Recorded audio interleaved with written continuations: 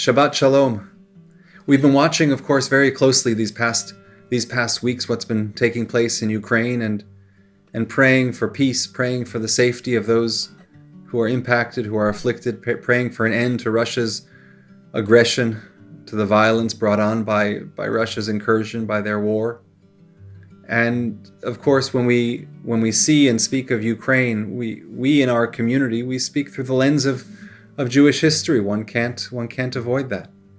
And to be honest, Jewish history is quite complex in Ukraine, and the history is filled with brutality and savagery and pogroms and violence and death. 2.7 million Jews living in Ukraine in 1941. Fast forward just a short while later, they're just a small fraction of that after the Holocaust, and certainly just a small remnant living there today. But there's also a beautiful side to Jewish history in Ukraine. So many of the great Hasidic courts in particular emerge from territory that today is part of Ukraine. When we think of Belz and Vizhnitz and Chernobyl and Munkach and some of the great Hasidic courts, some of the great evolution and revolutions in Jewish life took place on that land. And so those towns which might be unfamiliar to a foreigner's ear, well, those to us who are steeped in Jewish history, those names mean a great deal where the fighting is taking place today. And I think that aspect of history bringing both curses and blessings, of course, that's part of how we see so much in history. In our Torah portion this week of Pekudei, concluding the construction of the Mishkan, of the tabernacle, and when we talk about the tabernacle, on the one hand, we're in awe of the beauty of what this was, of the place where God's presence dwelt amongst the children of Israel. And on the other hand, when we read the story of the tabernacle, we know how the story continued. We know how it entered the land of Israel. Yes, we know that it became the Beit HaMikdash, that its natural successor was the Holy Temple, the first temple, the second temple, and those were destroyed. We know that the beautiful things that we read about, we simply don't have anymore. And so there's a bit of those conflicted emotions. And of course, as we're following these contemporary news stories, in any story of war, there are going to be the villains. Absolutely, it's clear. And there are also the heroes. And one of the heroes that's worth mentioning and that a great deal has been written about has been the president of Ukraine, Volodymyr Zelensky. He has emerged as a great leader in an extraordinary time of need. He being offered to be airlifted out of Ukraine to be able to rule in exile. He said, we need arms. I don't need a ride. Send us arms so that we can defend ourselves. He's a person of extraordinary heroism. And the question is why? Why are we so fascinated? After all, there are people who step up all the time and do the right thing in every situation. Why he in particular? And I think one of the reasons is that it's so rarely that we see a time of such significance, meaning the decisions that he makes the world rests on them. The future is being determined by how he leads the people and how the people respond. I'm reminded of the story that Rabbi Dr. Abraham J. Twersky of blessed memory, that he wrote about. He told the story of as he was working in a psychiatric institution, he would take some of his students in medical school through and see some of the cases and offer his thoughts. And there was one particularly perplexing case in one of the institutions. There was a man who had been living there for 52 years, as Rabbi Twersky wrote. And he had a very unique behavior pattern, which is that he would wake up. He showed some signs of psychosis, of course, and he would wake up in the morning and he would have his breakfast, and then he would walk into the corner of the room, and he would lift his hands up to the sky and stand there, and simply stand there for hours and hours and hours, just like that. And then lunchtime would come. He'd go and eat lunch, and then afterwards he would go back to his corner and lift his hands up to the skies and stand there more. And of course, it developed into major problems, not only for his mental state, which led him to that, but also physical problems. There was fluid swelling in his feet and other things, just simply from standing there in the same position. One can imagine the challenges and the complexities. And one day, Rabbi Dr. Twersky was leading a group of students, and one of the students said, "Do you mind if I go over and talk to that guy?" "Sure, go ahead." So the student went over and sat down right next to the man who was standing right there and started to speak to him. Wasn't getting much of a response. And so the student stood up, stood right next to the man, assumed the same position that the man was assuming, and the student said to the man, "It's okay. I've got it. You can go sit down now." And in that moment, the man who had been standing there for 52 years turned around and sat down for the first time. Rabbi Twersky wrote that what was happening was that the man had this delusion.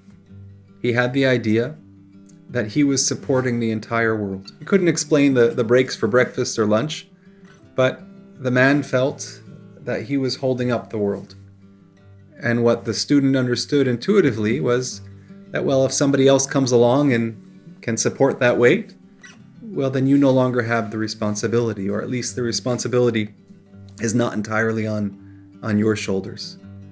Right now, Ukraine is supporting the weight of freedom, of democracy, of its own fate.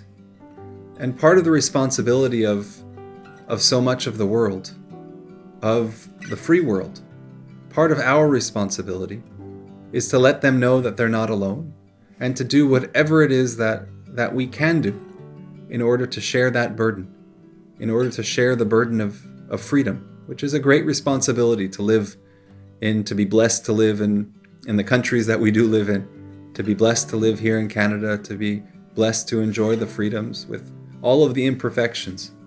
It's an extraordinary blessing to be here.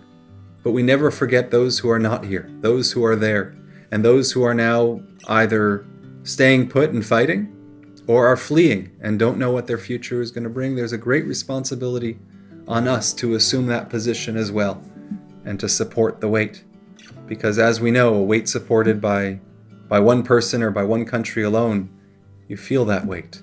But the more people who get under it, the more nations that get under it, well, the lighter it is. And so those are the thoughts and the blessings that I'm taking into this Shabbat with me, praying for peace and praying that we know and that we join in doing the right thing, in supporting the right causes, and in understanding that freedom is not something that will happen on its own. It's not something we can just sit back and watch on television or check our Twitter feeds and everything's going to turn out all right. But that everyone should be asking the question to ourselves, as I am to myself as well. What can I do right now? What must I do right now to support those who desire only to live in freedom and peace, only to enjoy the Shabbat that I am now enjoying? I wish everyone a Shabbat Shalom. I would like to share with you one of my favorite Shabbat songs called Deror Yikra. Deror Yikra was written by Dunash Halevi ben Lavrat. Before I share it with you, I want to just give you a little bit of a background about the author, about Dunash, because he had an incredible influence on not only medieval poetry, but on the entire Hebrew language as well.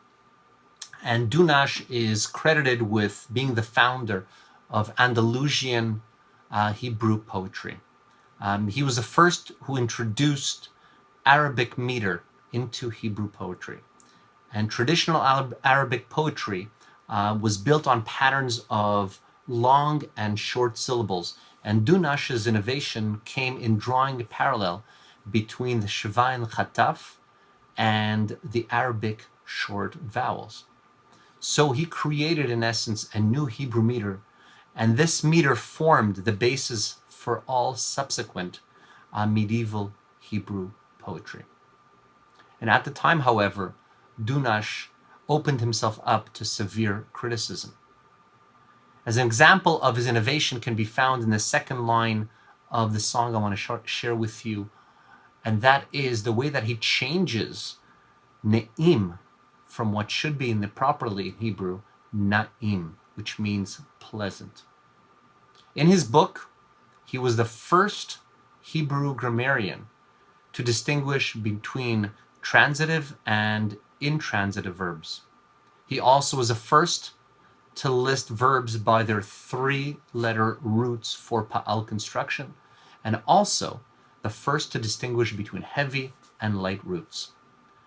The debates between Dunash and others were finally decided, however, centuries after his death, by Rabbeinu Tam, who was the grandson of Rashi, and he attempted to judge between the two schools of thought. It was also attempted to be resolved by Rabbi Joseph Kimchi, father of the noted Rabbi David Kimchi, the Radak, who supported Dunash's positions.